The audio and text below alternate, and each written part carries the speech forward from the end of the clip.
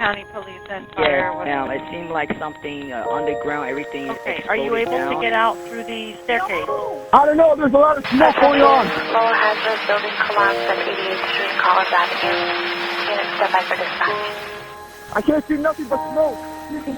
Oh my God! You know, we just focus. I mean, the minute I got there, it's more, okay, we're working, what exactly we're doing, and how we can continue to evolve the situation. So it's more than focusing at that moment, what's at hand and what do we need to do.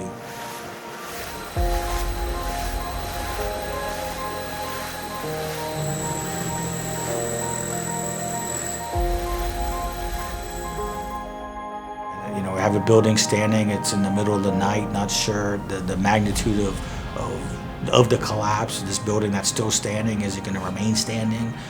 You know, so multiple. You always hear about secondary collapses, tertiary collapses. So right off the bat, that's going through your mind. You know, our brave men and women of Miami-Dade Fire Rescue in harm's way, you know, definitely trying to, you know, mitigate the situation.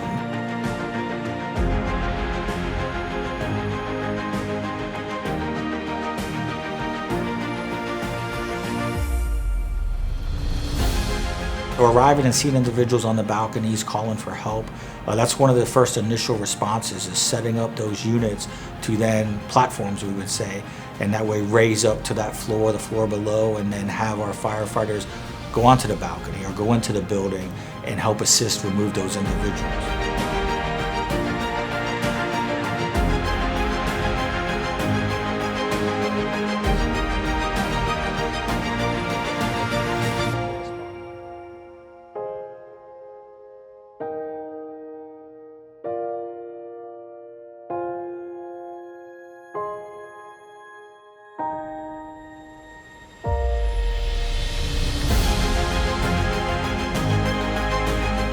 Immediately, I had the chance to see people who were so expert at dealing with crisis.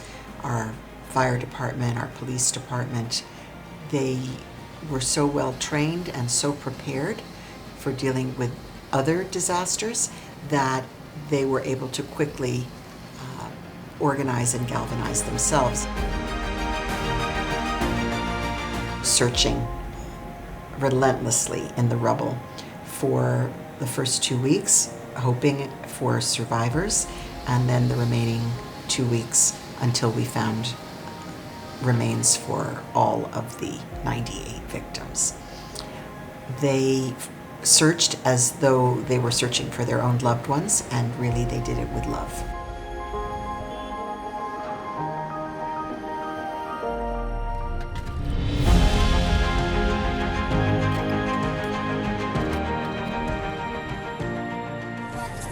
No, the whole back is gone. The buildings are now. The whole site was taken over by Miami-Dade homicide detectives, and these are people that I'd worked with, men and women that I'd worked with before as a former prosecutor. And then first responders came in. You know, the teams that came in were also men and women that I knew, incredibly brave. And then all of a sudden, they came in from everywhere. People came to it with such resolve, with such passion, with such goodwill that we had no disagreements.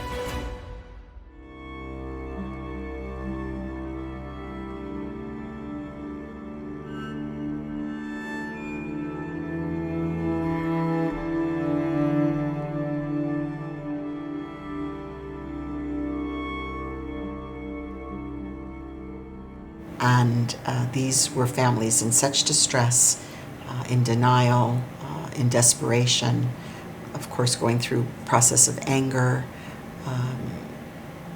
and wanting to be sure that we were communicating with them everything that we could about the truth of the situation, giving them hope.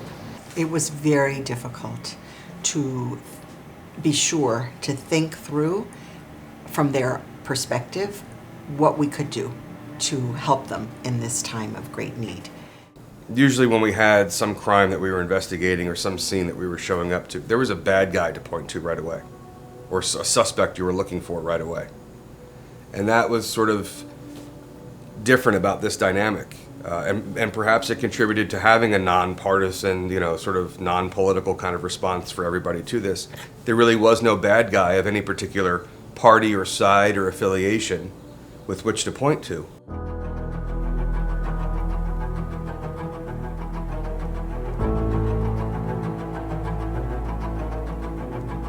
They were unified.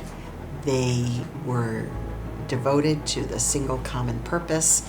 We learned a lot from the IDF forces. They learned from our forces.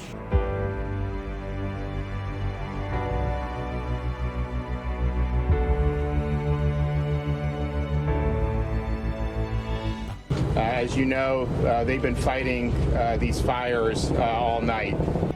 It became clear that the tower was unstable, that it was shifting. And it became clear that it was the brace for the rubble pile, and that we could not, at a certain point, continue the search efforts right close to the building. This is an ABC News special report. Good evening. We begin with breaking news tonight, and word just moments ago that the storm named Elsa is now a hurricane, with actually increasing along I-75. And there was multiple challenges from the onset, and all throughout. We had to deal with a deep-seated fire, during our efforts, smoke issues during our efforts, inclement weather all throughout. So we had severe thunderstorms, in Florida. At any given time, you encounter that.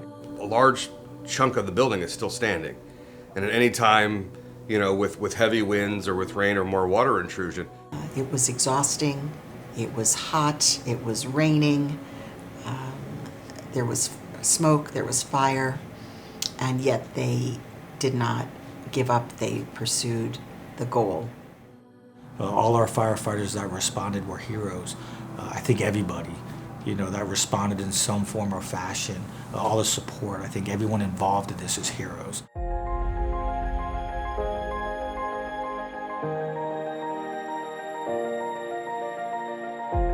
They were prepared. They could understand and accept the inevitability. Remains had been identified of all 98 victims, allowing some sort of closure. And then the pile of rubble was moved to another site where we continue to search.